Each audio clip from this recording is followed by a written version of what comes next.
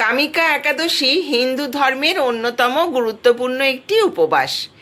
এটি হিন্দু পঞ্জিকার শ্রাবণ মাসের কৃষ্ণপক্ষে পালিত হয়। এই দিনটি বিশ্ব ব্রহ্মাণ্ডের রক্ষাকর্তা ভগবান বিষ্ণুর উদ্দেশ্যে উৎসর্গীকৃত। লক্ষ লক্ষ মানুষ উপবাস, প্রার্থনা এবং ভক্তির মাধ্যমে এই দিনটি পালন করেন। কামিকা একাদশী অন্তরের বিকাশ, আধ্যাত্মিক জ্ঞান লাভ, ক্ষমা, আত্মসংযম এবং কৃতজ্ঞতার সঙ্গে সম্পর্কিত। এই একাদশী পালনের উদ্দেশ্য হল যে ভক্তি ও বিশ্বাসের মাধ্যমে আধ্যাত্মিক বিকাশ সম্ভব। কামিকা শব্দটি ভক্তির মাধ্যমে বিশুদ্ধ আকাঙ্ক্ষা পূরণের প্রতীক বলে মনে করা হয়। বিশ্বাসের সাথে এই উপবাস পালন করলে ভক্তরা ভগবান বিষ্ণুর আশীর্বাদ ও মোক্ষ লাভ করেন। মনে করা হয় যে কামিকা একাদশী ব্রত পালনকারীদের কিছু আধ্যাত্মিক উপকার প্রদান করেন। এই উপবাস মনকে শুদ্ধ করে, পূর্বজন্মের কর্মফলের প্রভাব কমাতে সাহায্য করে এবং ভগবান বিষ্ণুর সঙ্গে সংযোগকে আরও দৃঢ় করে।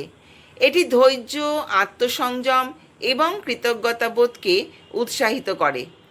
সুতরাং বন্ধুরা, কামিকা একাদশীর মাহাত্ম্য কী তা ইতিমধ্যেই আমরা অনুধাবন করতে পেরেছি। তাই দেরি না করে কবে আমরা এই ব্রত পালন করব তার সঠিক তারিখ, সময়, তিথি জেনে নেব কামিকা একাদশী পালনের সঠিক সময় কখন। বন্ধুরা, কামিকা একাদশীর ব্রত পালন করতে হবে 9ই আগস্ট 2026 বাংলার 23শে শ্রাবণ 1433 রবিবার দিন।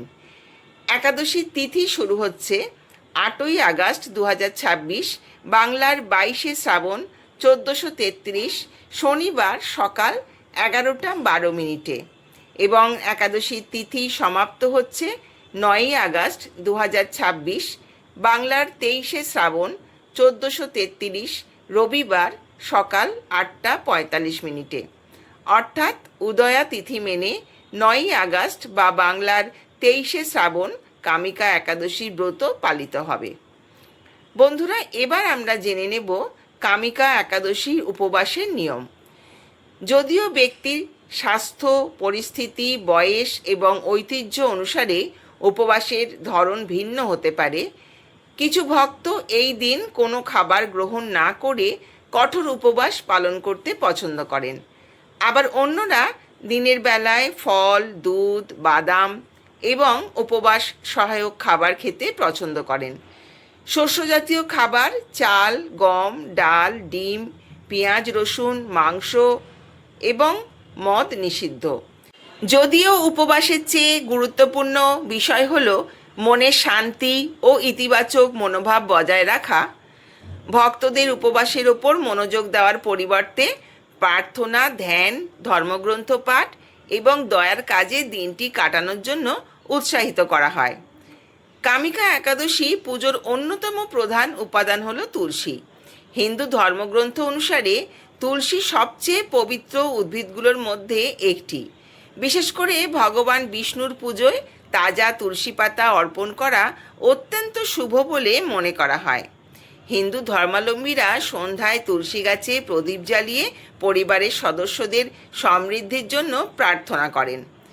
কামিকা একাদশীর ব্রত পালনের দিন সকালে স্নান ও প্রার্থনার মাধ্যমে শুরু করা প্রয়োজন। বাড়ির পূজা বেদিটি পরিষ্কার করে ফুল দিয়ে সাজিয়ে ভগবান বিষ্ণুর জন্য প্রস্তুত করা এবং ধূপ প্রদীপ জ্বালিয়ে নৈবেদ্য নিবেদন করা। ভগবান বিষ্ণুকে ফুল, ফল, চন্দন ও তুলসী পাতা নিবেদন করা হয়। পুজো শেষে বিষ্ণুর সহস্রনাম জপ, ভগবদ গীতা পাঠ অথবা ঈশ্বরের স্তুতিমূলক স্তোত্র গান করা ব্রতের একটি অবিচ্ছেদ্য অঙ্গ। অনেকেই এই দিন ভক্তি গীতি গেয়ে এবং ভগবান বিষ্ণুর ধ্যান করে সারা রাত জেগে থাকেন। মনে করা হয় যে জাগরণের এই অনুশীলন উপবাসের আধ্যাত্মিক উপকারিতা বৃদ্ধি করে।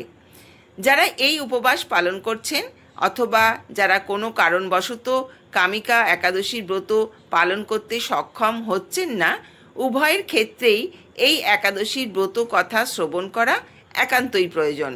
মনে করা হয় এই ব্রত কথা শ্রবণে ব্রত পালনের সমান পুণ্য অর্জন করা সম্ভব।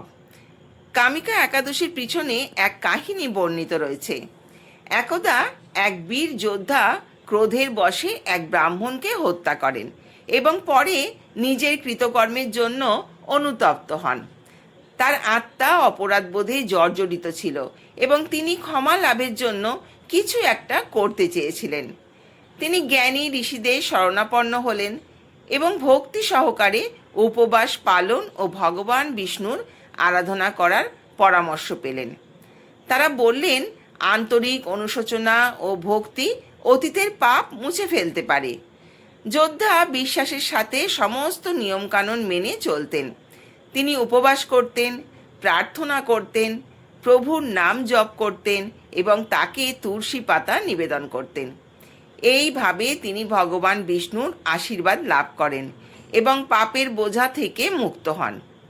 এই কাহিনী প্রমাণ করে যে বিশ্বাস ও ন্যায় পরায়ণভাবে প্রত্যেকেই নিজের জীবন পরিবর্তন করতে পারে। যিনি এই কামিকা একাদশী পালন করেন এবং ভগবান কৃষ্ণের পূজা করেন, তিনি সেই ব্যক্তির চেয়েও বেশি পুণ্য অর্জন করেন যিনি হিমালয়ের ভগবান কেদারনাথকে দর্শন করেন, সূর্যগ্রহণের সময় কুরুক্ষেত্রে স্নান করেন, সমগ্র বনভূমি সহ সমগ্র পৃথিবী দান করেন অথবা পূর্ণিমার দিনে গোদাবরী নদীতে স্নান করেন। কামিকা একাদশীর উপবাসের পরের দিন দ্বাদশী তিথিতে সূর্যোদয়ের পর নির্দিষ্ট পারণের সময়ের মধ্যেই উপবাস ভাঙতে হবে। এখন আমরা জেনে নেব যে পারণের সঠিক সময় কখন। কামিকা একাদশীর পারণ সম্পন্ন হবে 10ই আগস্ট 2026, বাংলার 24শে শ্রাবণ 1433 সোমবার সকাল 6:17 মধ্যে। পারণের শুরুতে ভগবান বিষ্ণুকে নিবেদন করা গঙ্গা জল এবং তুলসী পাতা গ্রহণ করা অত্যন্ত শুভ। এরপর আপনি নির্জলা উপবাস করে থাকলে জল ও ফলমূল বা ক্ষীর দিয়ে পালন করতে পারেন। পঞ্চ রবিশস্য বা অন্ন ভগবান বিষ্ণুকে নিবেদন করে প্রসাদ গ্রহণের মাধ্যমেও উপবাস ভঙ্গ করতে হয়। ব্রত ও পূজা তখনই সার্থক হয় যখন তার সঙ্গে সেবা ও করুণা যুক্ত থাকে। ভগবান বিষ্ণু প্রত্যেক জীবের মধ্যেই বিরাজমান, তাই কোনো প্রয়োজনীয় রোগী অসহায় ব্যক্তির সাহায্য করাও শ্রীহরির সেবার সমান।